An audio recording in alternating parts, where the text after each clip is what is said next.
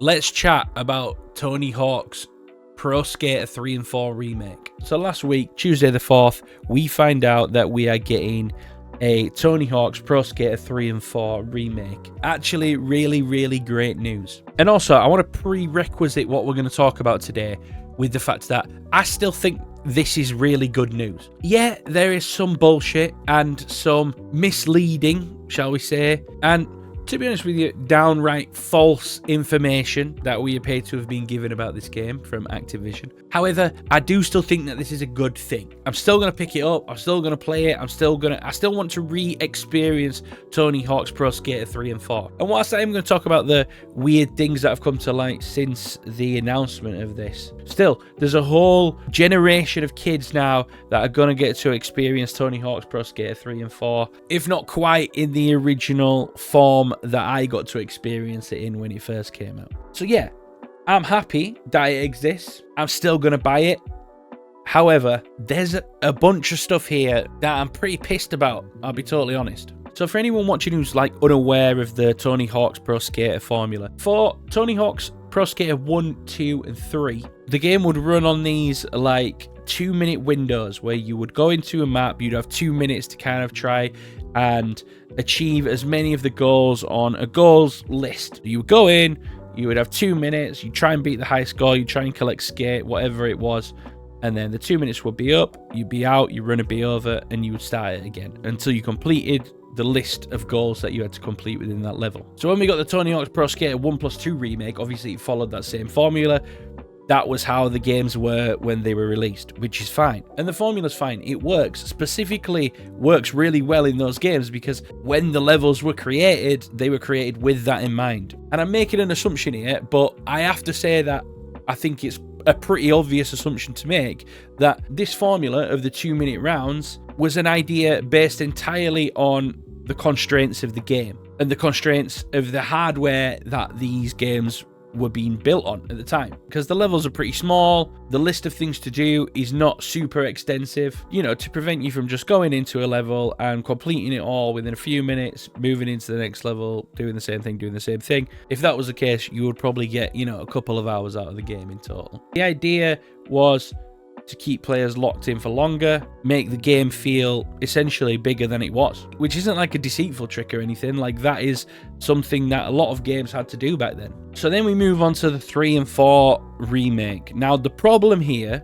is that Tony Hawk's Pro Skater 3 followed that same formula, but Tony Hawk's Pro Skater 4 took on a slightly different formula. Now, between Tony Hawk's 2 and Tony Hawk's 3 was the jump from the PlayStation 1 to the PlayStation 2. And Tony Hawk's Pro Skater 3 is certainly the best one of the first three, in my opinion. The graphics were better, the game ran at 60 frames per second, which is, you know, you still don't get games running at 60 frames per second now. And I've just got like a fond connection to that game because it was my first. So that one's always going to hold a special place in my heart. And I'm very happy to see that it's being remade and faithfully remade. However, Tony Hawk's Pro Skater 4. You have to realize that back then, Tony Hawk's games were coming out every single year. Tony Hawk's 1 was 99, Tony Hawk's 2 was 2000, Tony Hawk's 3, 2001, Tony Hawk's 4, 2002. But again, we'd made that jump at this point from the PS1 to the PS2. And so Tony Hawk's Pro Skater 3 had all the shiny new graphics and the 60 FPS. Tony Hawk's Pro Skater 4, it was time for a change. It was a time for a freshen up to the formula and the time to utilize the extra horsepower of the PlayStation 2 that you didn't have on the PlayStation 1. So they did make some of these improvements, right? They added a career mode and they made the game not really open. It wasn't open as such. It was more that you could just kind of like free move around the world, and then you would speak to an NPC, and then that NPC would give you a challenge. Oftentimes that challenge, they would give you 2 minutes to complete it. There would be timed challenges still, but it wouldn't be like you had a list of things to complete and you would do them you would do them in 2-minute runs. Now there were NPCs to talk to.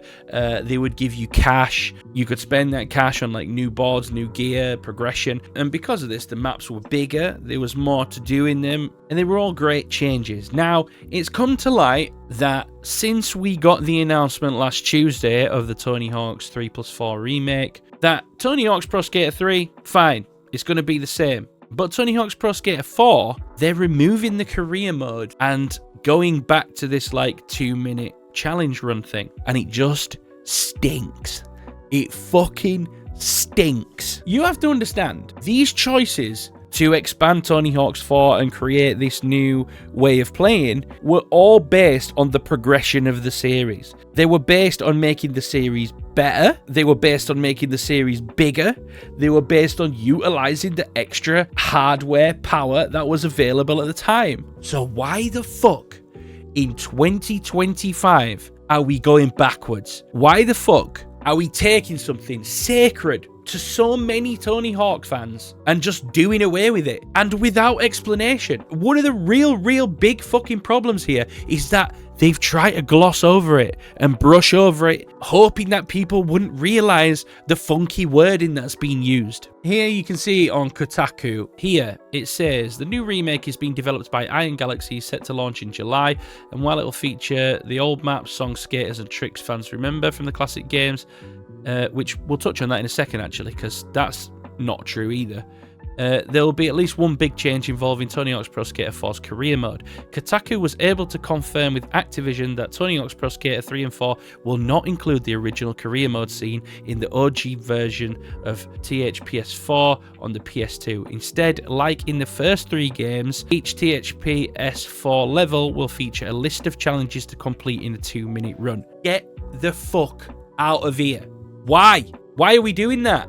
Why the fuck are we doing that? For starters, it's not a remake then, is it? It's not a remake. It's like it's essentially a reimagining, because you're not remaking the game. These changes were made in order to progress the game, to make the game better. So by removing them, you're essentially cutting content from the game. Is that not the truth? There's no confirmation about what is being cut from the game, but like, something has to give. Like, the sheer size of some of these levels compared to Tony Hawk's Pro Skater 1, 2, and 3, I don't understand. We 100% need more clarification on exactly what this is. Look, I put out a video sometime in January where I was talking about how we weren't going to get a Tony Hawk's Pro Skater 3 and 4 remake. Tony Hawk's Pro Skater 1 and 2 was made by Vicarious Visions, and then that company has been absorbed into Blizzard now, and he's working on like Blizzard support content. And the point of that video was, you know, to say, look, this sucks. This is a cherished piece of gaming history for a lot of people, and I think it's bullshit that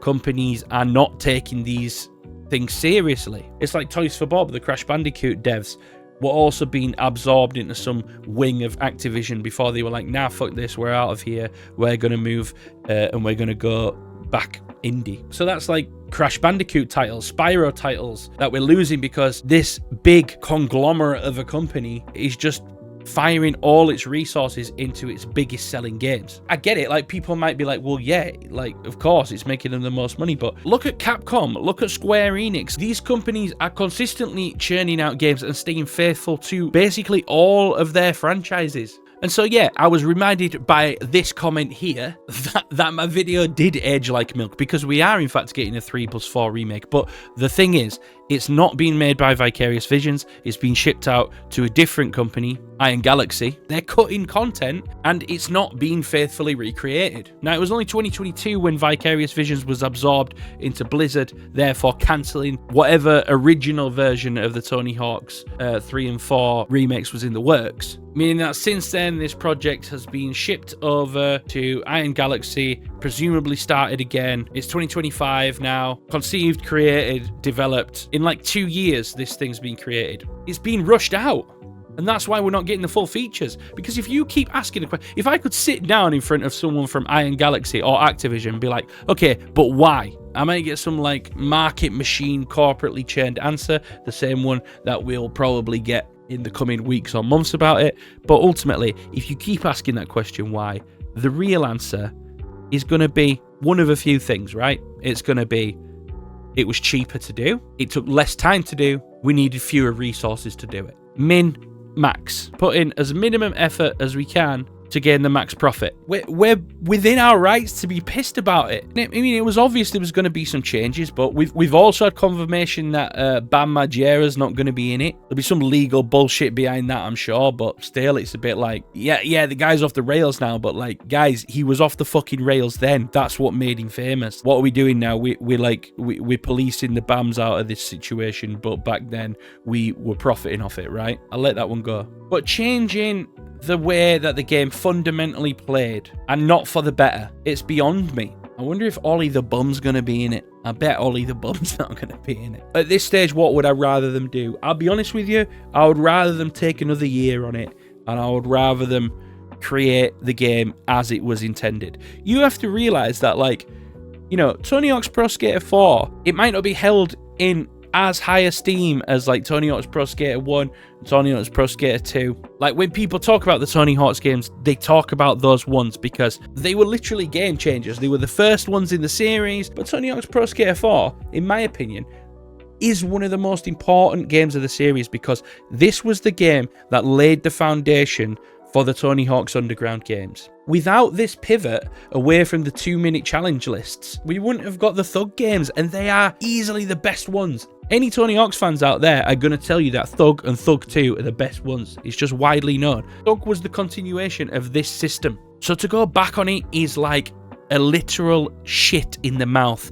It is eating a dog turd. And there'll be no fucking money off, will there? There'll be no money off for these features that have been taken out of the game. And there'll no doubt be characters and skins and costumes locked behind paywalls. Like, just fucking do right by your audience. Do right by your players. Be more Hazelight. And if you're not playing Split Fiction, Hazelight's latest game, then you really fucking should be. It is absolutely phenomenal. You can catch me and Vicky playing it on Twitch for the next few Friday nights. Anyway, rant over. That's it. I'm done talking about Tony Hawk's. I'm still going to buy it. I'm still glad that it's coming, but I am very, very upset Activision are not just doing right by the fans and doing what they said they were going to do, like creating an actual remake. I'll leave you with this. This is in the frequently asked questions section in Activision support. What features are included in Tony Hawk's Pro Skater 3 plus 4? While everything from the original game will return for this remake, you can also expect new skaters, tricks, parks, and of course, music. While everything from the original games will return for this remake.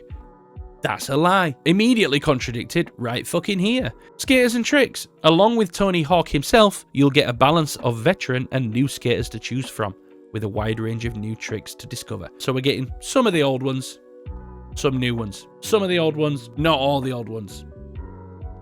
Everything. Finally, here you can see, in addition to multiplayer, you can tour through an expanded career mode. And by expanded, they mean deflated. Less, not as much. In fact, the exact opposite of expanded. Anyway, that's it. I'll see you in the next one.